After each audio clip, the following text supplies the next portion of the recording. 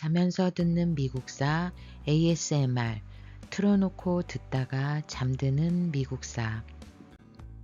식민지 영국인들의 세금 저항, 독립전쟁으로. 구독, 좋아요, 알림 설정 부탁드립니다. 식민지 인지세법은 영국이 식민지 의회의 동의 없이 세입을 증대하려는 시도임이 명백했습니다. 버지니아 하원의 패트릭 헨리 의원이 제일 먼저 격렬한 항의를 했습니다. 그는 1765년 5월 의회에서 만약 현행 정책을 수정하지 않으면 현재 조지 3세도 이전의 독재자들처럼 교수형에 처해질 것이라는 극적인 연설을 했습니다. 몇몇 사람들은 그의 연설에 충격을 받았지만 패트릭 헨리 의원은 결의안을 제시했습니다. 결의안의 내용은 이랬습니다. 즉, 아메리카인들은 영국인과 동일한 권리를 가지고 있으며 특히 식민지 대표들만이 유일하게 식민지인에게 과세할 권리가 있다는 것이었습니다. 그러므로 버지니아인은 버지니아 의회의 동의를 받지 않은 세금은 납부해서는 안 되며 영국 의회가 버지니아인에게 세금을 부과할 권한이 있다고 주장하는 사람은 누구든 식민지의 적으로 간주하겠다는 내용이었습니다. 이 결의문은 버지니아 결의문으로 인쇄되었습니다. 1765년 여름에 식민지에서 인지세법에 항의하는 봉기가 곳곳에서 일어났습니다. 이 중 보스턴에서 일어난 봉기가 규모가 컸습니다. 보스턴에서 새로 결성된 자유의 아들들이란 조직은 인지 취급 관리들을 협박하고 인지를 불태웠습니다. 군중들은 식민지 부총독인 토마스 허치슨과 같이 영국 편으로 보이는 귀족들을 공격했습니다. 인지세법에 대한 항의와 함께 영국 상품 불매 운동이 확산되었습니다. 영국 상품 불매 운동이 확산되는 것에 영국 당국은 타격을 받았습니다. 이에 영국 당국은 1766년 3월 18일에 이 인지세법을 철회했습니다. 로킹엄 후작이 이끄는 영국 의회 정부가 식민지에 대해 보다 우호적이었는데 영국 본국에서는 상당한 반대에 부딪혔습니다. 그래서 인지세법을 철회한 로킹엄 내각은 결국 해산되었고요. 뒤를 이어 예전의 윌리엄 피트인 채팅엄 내각이 들어섰습니다. 채텀경 내각은 행정에 관한 실권을 재무상인 찰스 타운센트에게 넘겼습니다. 1766년에 인지세법이 철회되었지만 식민지인들의 가장 큰 불만은 1765년에 만들어졌던 반란법 또는 숙박법이었습니다. 이 법에 따르면 식민지인들은 아메리카에 주둔하고 있는 영국군에게 숙박을 비롯해 필요한 물품들을 제공해야만 했습니다. 타운센트는 1767년에 식민지인들이 이 반란법을 따를 때까지 뉴욕 의회를 해산한다고 공표했습니다. 또한 타운센드는 영국에서 식민지로 수입되는 흑연, 페인트, 종이, 차와 같은 다양한 상품들에 이른바 타운센트 관세로 알려진 세금을 부과했습니다. 타운센트는 이러한 관세가 내부 거래 상품에 부과되는 인지세법과는 다르게 해외에서 수입되는 외래 상품에게만 부과되는 것이기 때문에 식민지인들도 반대할 수 없을 것이라고 생각했습니다. 타운센트는 또한 식민지에 관세청을 설치했고 이 관세청에 새롭게 부임한 감독관들은 실제로 본부를 설치하고 그곳에서 밀수를 근절시켰습니다. 이렇게 되자 보스턴에서 관세를 내지 않고 거래하던 많은 보스턴 밀수 상인들이 큰 타격을 받았습니다. 다른 지역에서는 보스턴만큼 단속하지 않아 여전히 밀수가 이루어지고 있었는데 보스턴만 밀수 단속이 이루어지자 보스턴의 상인들은 영국 상품 불매 운동을 조직하고 확산시켰습니다. 찰스 타운센트는 1767년 말에 사망했습니다. 1770년 3월에 새로운 수상이 된 노스경은 식민지에서 전개되고 있는 영국 상품 불매 운동을 중단시키기 위해서 차를 제외한 모든 품목에 대한 타운센트 관세를 폐지했습니다. 그런데 타운센트 관세가 폐지되었다는 소식이 식민지에 도착하기 전에 매사추세츠 주에서 일어난 사건이 식민지 여론을 자극하게 되었습니다. 그것은 보스턴 학살이라고 전해진 사건입니다. 식민지에 주둔하고 있었던 영국 군인들의 보수는 매우 적었습니다. 그래서 영국 군인들은 식민지에서 부업을 하곤 했는데요. 이것은 식민지 노동자들과 일자리를 경쟁하게 되는 것이었습니다. 1770년 3월 5일 밤 자유소년들이라는 조직은 그 조직 중에 일부는 부두 노동자들이 관세청 보초를 서는 영국 군인들에게 눈과 돌과 눈뭉치 등을 던지기 시작했습니다. 영국군이 이 시위대들에게 총을 발사했고 시위대 중에 5명이 사망했습니다. 이 사건은 보스턴 거리에서 신에게 호소하는 무고한 피해 외침이라는 기사로 널리 유포되었습니다. 보스턴 학살에 대한 공공의 분노를 선동한 사람은 세뮤얼 애덤스였습니다. 미국 건국의 아버지들 중에 한 명인 세뮤얼 애덤스는 영국이 죄와 부패의 늪지가 되고 있으며 오직 아메리카에만 공적인 가치가 살아남아 있다고 주장했습니다. 식민지인들은 자신들의 동의하에 서만 과세할 수 있는 권리가 헌법의 기본 원리 중에 하나라고 믿었습니다. 그래서 이 믿음은 점차 대표 없는 것에 과세 없다라는 구호가 되어 확산되었습니다.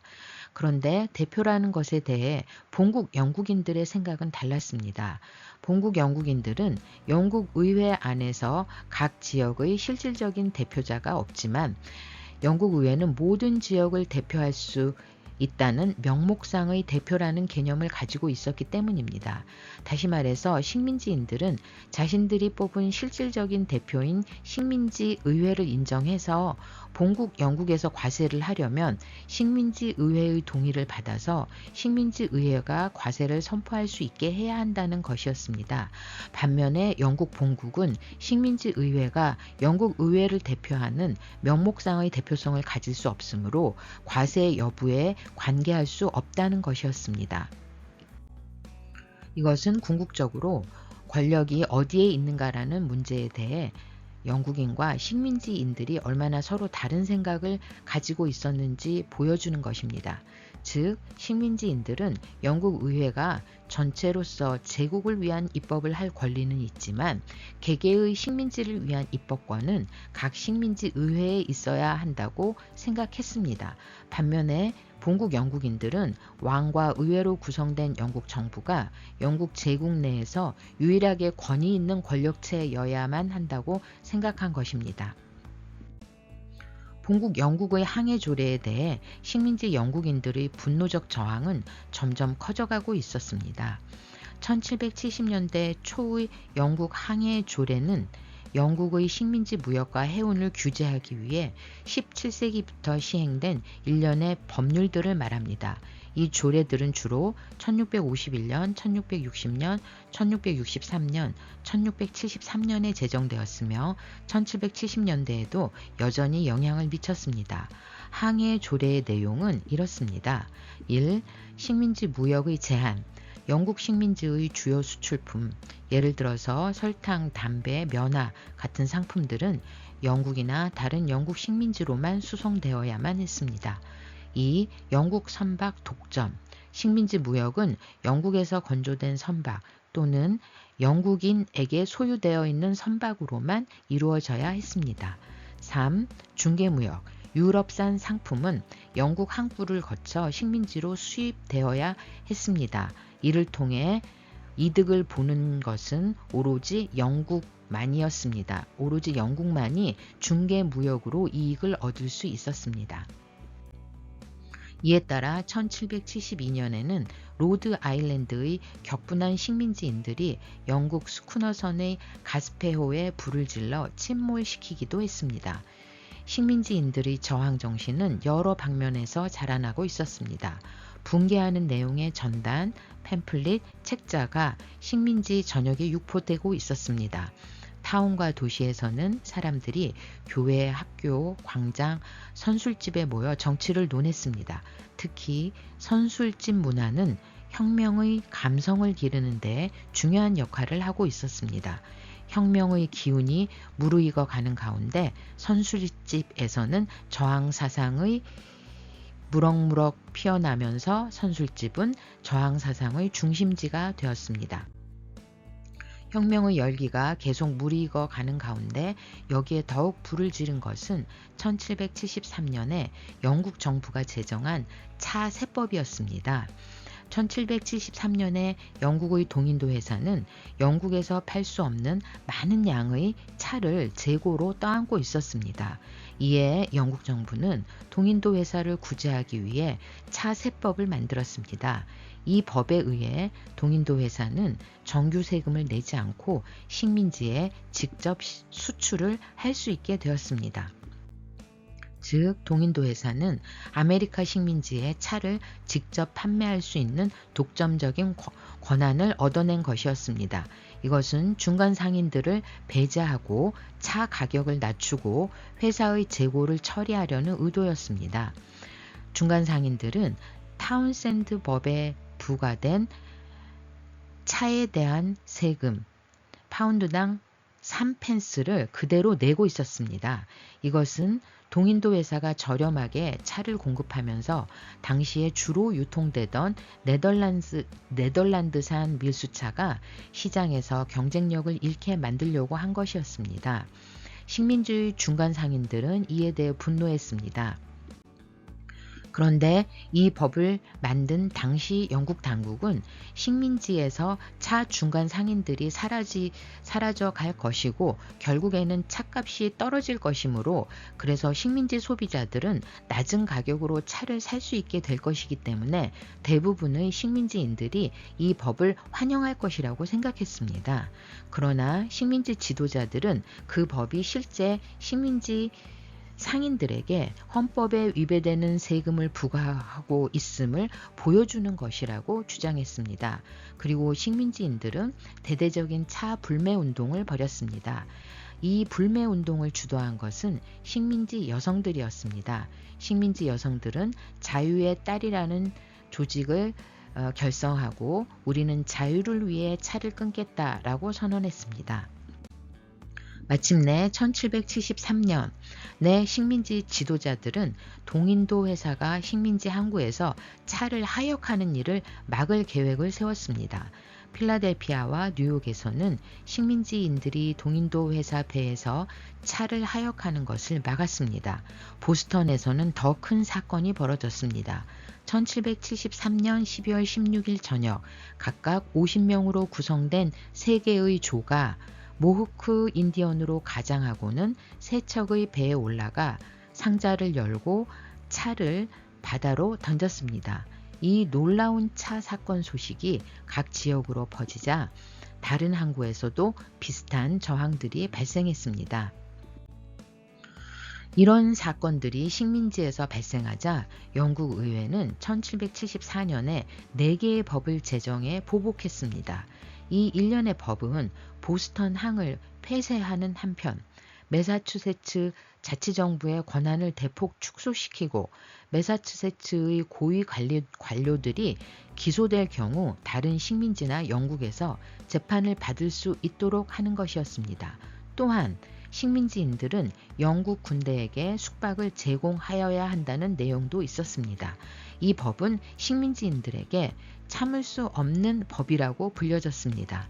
매사추세츠에게 적용되는 이 강압적인 참을 수 없는 법으로 인해 매사추세츠는 식민지인들의 눈에 순교자처럼 보이기 시작했습니다. 각 식민지들은 저항운동을 벌였는데요. 이 저항운동의 조직으로 새로운 조직들이 등장하기 시작했습니다. 이 조직들 중에 각 식민지 간의 연대를 이끄는 조직은 통신위원회였습니다. 버지니아가 처음으로 식민지 간 통신위원회를 만들었습니다.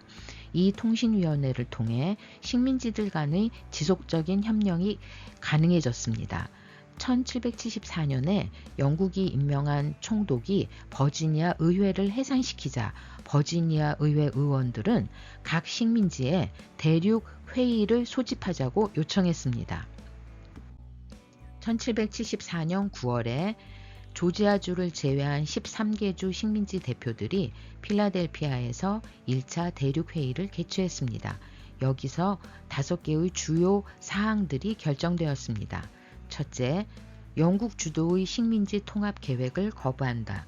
둘째, 불만 사항을 비교적 온건하게 표현하지만 1763년 이후 만들어진 강압적인 법들을 모두 폐기하라는 요구를 담아 영국 정부에 탄원서를 제출한다.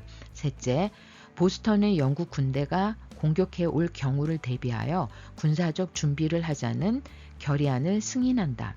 넷째, 영국과의 모든 교역이 중단되기를 희망하는 가운데 영국 상품 불매 운동에 동의하며 이러한 동의를 실행할 대륙 협회를 조직한다. 다섯째, 대표자들은 다음 해 봄에 다시 모이기로 약속한다. 이러한 1차 대륙 협회가 결성되고 결의안들을 발표했습니다. 그런데 그 이후에 보스턴의 영국 주둔군 지휘관 토머스 게이지 장군은 매사추세츠 민병대가 보스턴에서 18마일 떨어진 콩코드에 많은 양의 탄약을 저장하고 있다는 얘기를 듣고 1775년 4월 18일 밤에 1000명 규모의 분대를 렉싱턴으로 파견했습니다. 렉싱턴을 지나야 콩코드로 갈 수 있기 때문에 일단 렉싱턴에 가서 식민지 주민들을 놀라게 하여 피를 흘리지 않고 불법적인 무기를 탄환하기를 기대했습니다. 그러나 이 렉싱턴에서 총성이 울렸고 보스턴 민병대는 8명이 죽고 10명이 부상당했습니다. 그런데 이 전투에서 영국군은 매복해 있는 보스턴 민병대들에 의해 민병대보다 거의 3배에 달하는 희생자를 발생시켰습니다. 그렇지만 어쨌든 영국군은 렉싱턴에서 결국 식민지 민병대를 해산시키고 콩코드로 진군했습니다. 그렇지만 콩코드에는 더 많은 민병대가 있었고 여기서 또다시 총격전이 벌어졌습니다. 결국 영국군은 보스턴으로 쫓겨갔습니다. 이것으로 드디어 독립전쟁이 시작된 것이었습니다.